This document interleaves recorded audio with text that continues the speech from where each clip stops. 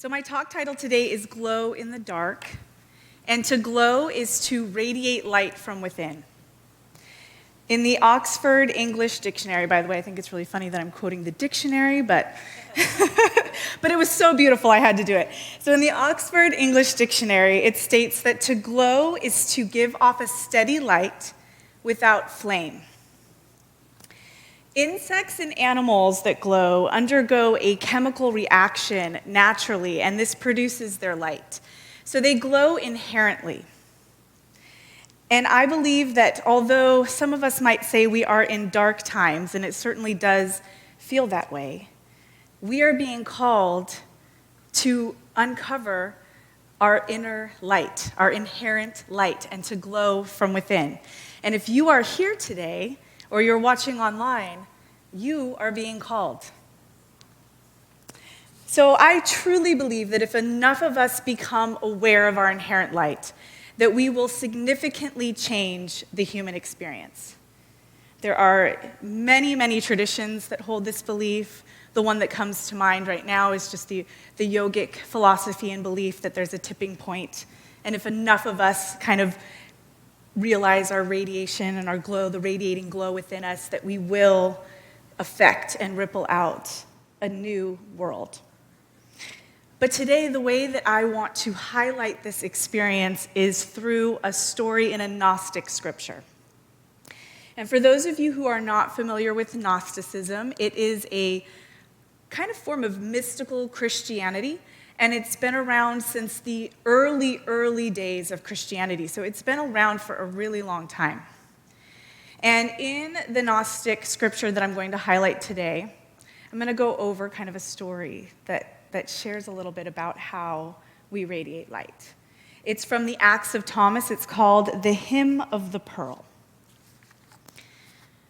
So Thomas, the Apostle Thomas, is in India, and he gets arrested, and he's in a prison, and all the prisoners come to his feet and ask for spiritual guidance. They want a story of insight that brings them hope.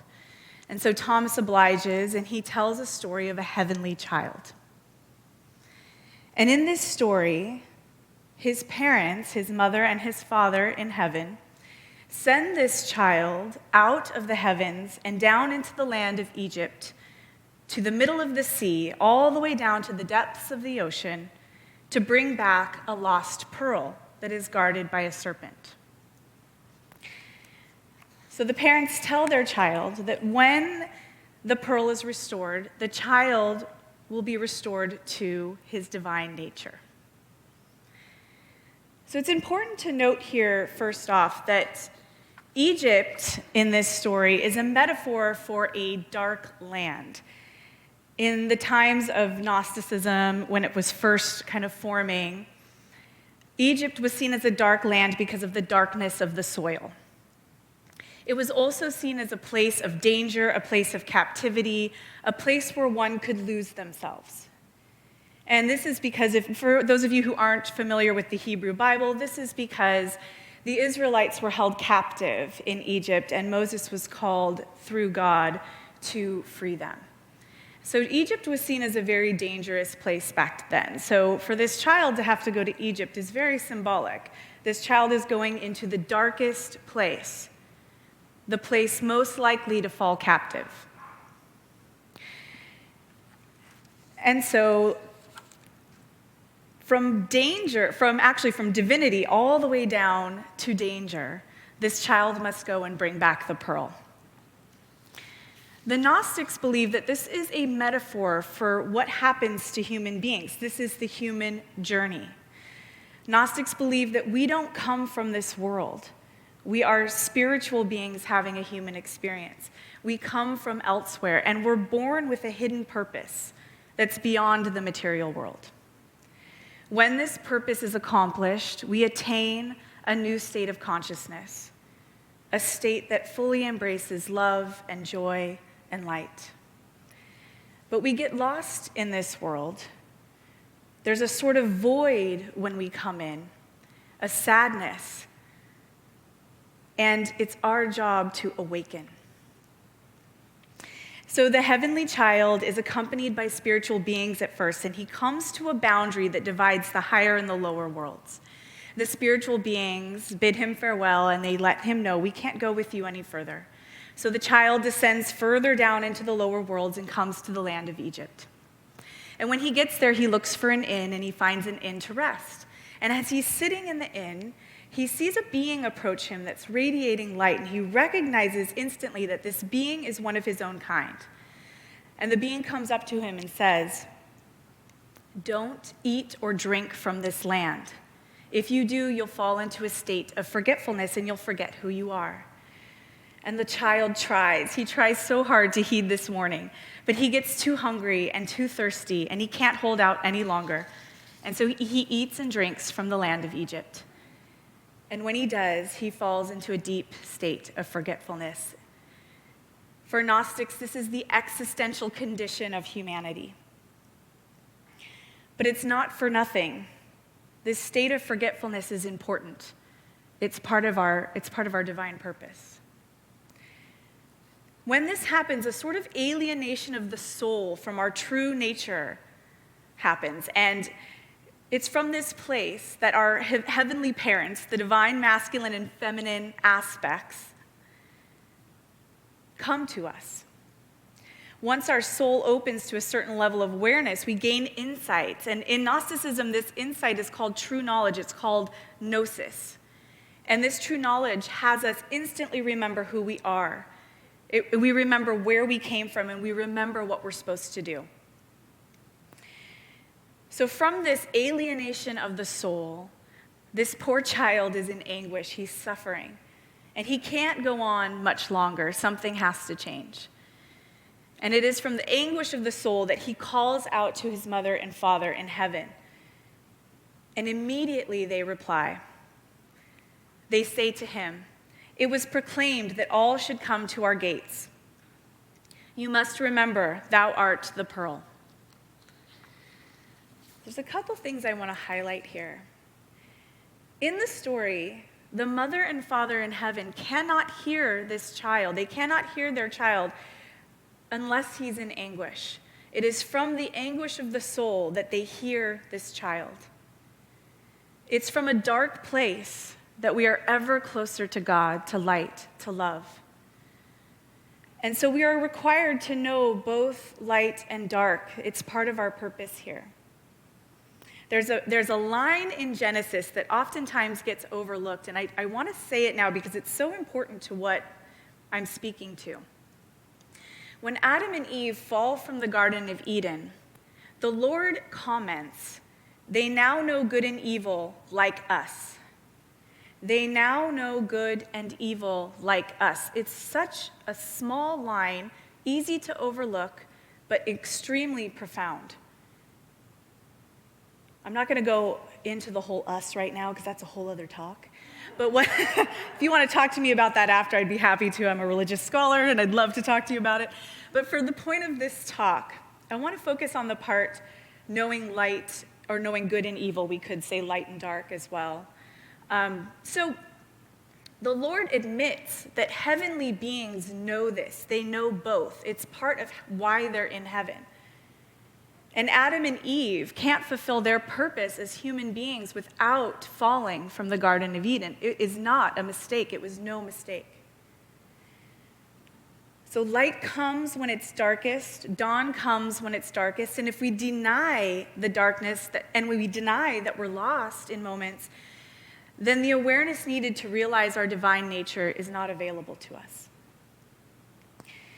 So the parents send the little boy a letter, and it's carried on eagle's wings, which I think is kind of beautiful. And the eagle flies down to the child and speaks the letter out loud. And as soon as the child hears the word, he wakes up. He realizes his purpose, and he descends down into the deepest part of the sea and finds the pearl. And when he sees the pearl glowing in the ocean, he notices a giant serpent guarding it. Charged with his purpose, the little boy starts to sing. And he sings the names of his mother and father in heaven. And as he's singing, the serpent becomes enchanted and falls asleep.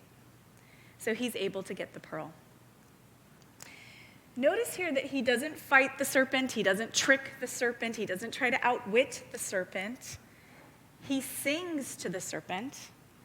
Fighting the serpent would be to engage in serpent-like behavior.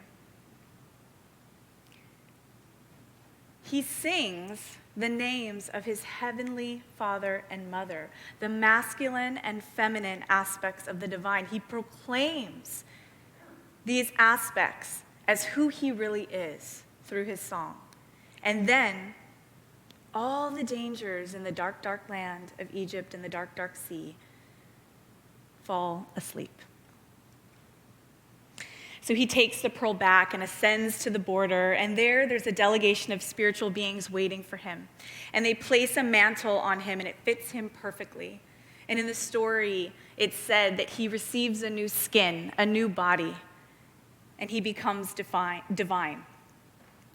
He goes up further still with his new body, and he presents the pearl to his mother and his father, and they are so overjoyed. They take the pearl happily, and they send him up even further to the ultimate being, to ultimate reality. It is a Gnostic belief that the work of gnosis, the work of attaining true knowledge, which is the pearl, just in case anyone missed that, but the work of attaining this true knowledge, this pearl, has to happen in the material world. It cannot happen anywhere else. And it is the purpose of a human being. When I first read this story, I felt so grateful to be human, grateful to be, and honored to be charged with this task. There is a special path of awakening available only to human beings, and the pearl, gnosis, true insight, true awareness of our connection to the Divine Mother and Father, to ultimate reality, must be completely realized. There's another part of Gnosticism that I want to highlight here that's also really a big part of Kabbalah too. Kabbalism is Jewish mysticism. And the idea here that is really cool is that God, the cosmos, ultimate reality, needs us to awaken, and that balance in the cosmos is only restored when human beings awaken. So this is really beautiful, and it's sort of paradoxical, right? Because God is seen as ever-present, all-knowing, all-powerful, but yet God needs us to do something. Otherwise, there's no balance. There's no true balance. There's no true harmony. So there's a bit of paradox here, but it's also really beautiful if you can kind of hold both things. So both in Kabbalah and the teachings of the Kabbalah and also in the teachings of Gnosticism, the heavens need us. This new state of consciousness is essential. And so it's important again to note that the child doesn't fight to gain this awareness. He calls out to the heavens in anguish, proclaims his divine nature, and only then is able to attain the pearl. So I want to talk a little bit about what this means in day-to-day life. Because diving into the depths of an ocean in the midst of our suffering sounds really scary, right? And even if you talk about it in a more symbolic way, it sounds pretty scary. A lot of us aren't ready to go into the depths and the darkness and the discomfort and the yuckiness that lurks around in our psyche, and understandably so. And the good news is, it doesn't need to happen all at once. And the other amazing news is you don't need to do it alone. And I'm a huge advocate of not doing it alone. Some of us have very, very interesting, journeys here, and there's many of us here, including myself, that have trauma in our background, and so it's so important that we get the help that we need to approach our triggers, to approach our discomfort, to approach our darkness. We can process these things incrementally with help. We don't need to do them alone. There are therapists, there are practitioners, there are trauma specialists, there are all kinds of people waiting to help us. And so that is so important to highlight here before I go any further. So what this story is calling us to do, whether we do it all in one swoop or we do it incrementally, is to look at our psyche, to look at the shadow, to shed light on it. And when we are beckoned to fight and beckoned to lose ourselves, we must stay the course of our true nature. This doesn't mean we don't set boundaries. This doesn't mean we don't advocate for ourselves and for others. But we do it from a place where we're singing the truth, where we're proclaiming the truth in it, so that we have that awareness from where we speak. So instead of engaging in serpent-like behavior, we invoke both the masculine and the feminine. And this is a whole other talk too, but how how important the masculine and the feminine is in restoring balance in our world at both aspects, right? Not just the masculine, not just the feminine. So we invoke both, and we enter into a divine state of consciousness. In Gnosticism, this is how we glow. This is how we radiate the light and the love of our true nature. Our glow becomes inherent, and we are forever changed. We then perceive ultimate reality, which is of and beyond the masculine and feminine. And from this place, there's no need to lose ourselves any longer. This awareness allows us to see the world clearly and to know the highest state of joy. It brings a new skin, a new body, and most importantly, a new world. We aren't just doing this for us. So what this can look like is we can spend time each day, it could be 2 minutes, 5 minutes, getting quiet and listening to inner guidance. Guidance, I don't know what that even is, guidance. So inner guidance, some might call it the intuition. This is the voice of God within. This is the voice of light, love within. This is the eagle. This is the letter of the eagle. It's our intuition. And if we get quiet just a little bit each day and ask for guidance and open up to that transcendent experience, eventually we are able to lull to sleep all that beckons us to fight. When we feel ourselves suffering, we can call on the light and listen for guidance, and then once the guidance is received, we can act from that place. In the story of the Buddha, I'm sure many of you are familiar with this story, the Buddha sits at the foot of the Bodhi tree and vows not to move until he has enlightenment. He's attained enlightenment. He's awakened. And while he's sitting, he's faced with an army of temptation, beckoning him to lose himself, to lose sight of his task. But instead, he doesn't make a move until he knows. And once he knows, he's enlightened, and there's no need to fight. The entire world for the Buddha is changed. The child in the story remembers his purpose once he receives the letter. And so we too can practice waiting for our letter. This doesn't have to be one, again, grand purpose where it all happens in one swoop. This is something that can be ongoing, a consistent practice where we get guidance little by little, baby step by baby step. And we can embody more and more light. I will leave you today with a quote by Israel Moore Ayavor. Glow wherever you go, and let the light of God reflect in the world around you. You carry the light of God, and wherever you pass, darkness must flee. Thank you. Hi, friends. I hope that our message inspired you today. I want to give you an opportunity to pay it forward. We are able to do all that we do here. We're able to get this message to you wherever you are in the world based on contributions. We're a nonprofit. And so I wanted to give you an opportunity to do that, to pay it forward. You can click the link in the description box below or go to our website. No amount is too small or too big. We are so grateful. Thank you. Thank you for tuning in. Know that you are loved. Mwah. Have a good week.